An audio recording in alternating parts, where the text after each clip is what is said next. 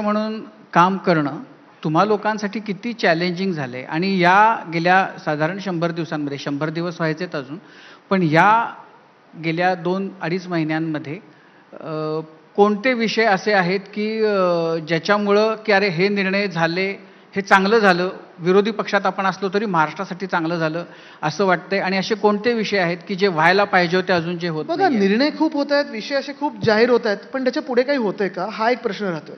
साधारणपणे 100 दिवस हा हनीमून पिरियड मानला जातो आणि त्याच्यात सगळं काही गोड लिहून येतं मुख्यमंत्र्यांबद्दल किंवा सरकारबद्दल.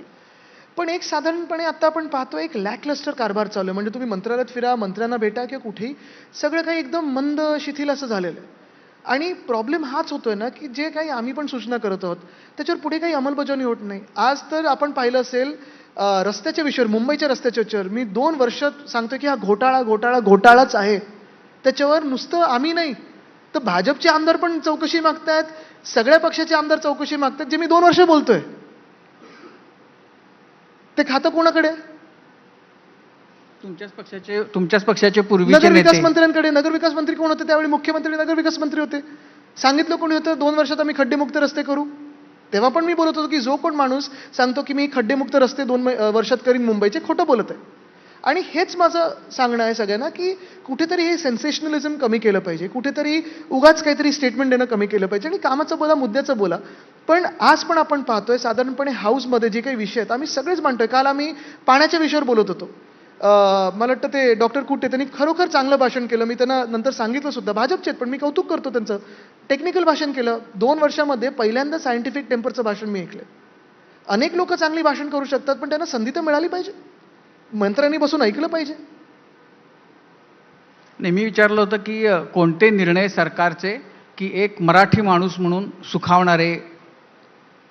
तेच तर मी तुम्हाला सांगतो ना. आता हे सगळं मी जेव्हा तुम्हाला बोललो तेव्हा सत्ताधारी पक्ष आणि विरोधी पक्ष दोघांचेही प्रश्न खूप आहेत, पण सुखावणारे पण अजून म्हणजे कुठचे? असा एकही विषय बघा, आम्हाला नाहीये. वाटलं होतं लाडकी बहीण 2100 रुपये होतील.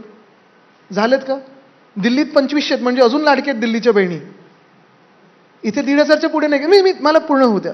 आम्हाला वाटलं होतं आता सरकार आलंय, डॅव्हॉसमधून एवढी गुंतवणूक आली आहे की महाराष्ट्र राज्य काय 3-4 राज्यांचं कर्ज आपण पूर्ण कर्जफेड करू शकू.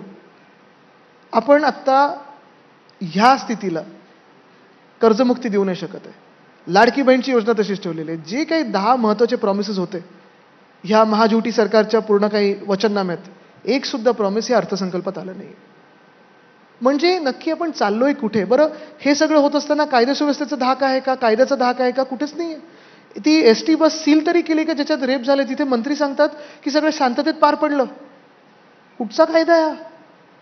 म्हणजे कुठे ना कुठेतरी चांगलं काही नवीन सरकार आलंय आणि थोडं फेरबदल झालाय, रिशफल झालंय काहीतरी, हे वाटायला तर पाहिजे. थोडी उत्सुकता पाहिजे, थोडी एक्साइटमेंट पाहिजे. पण आता हाऊसमध्ये ना मंत्री बसतात ना काय ना काही. आजपासून काल आम्ही राज्यपाल महोदयांना भेटलो आणि आज थोडं सुधारल्यासारखं वाटतंय. तर पुढचे काही दिवस बघू.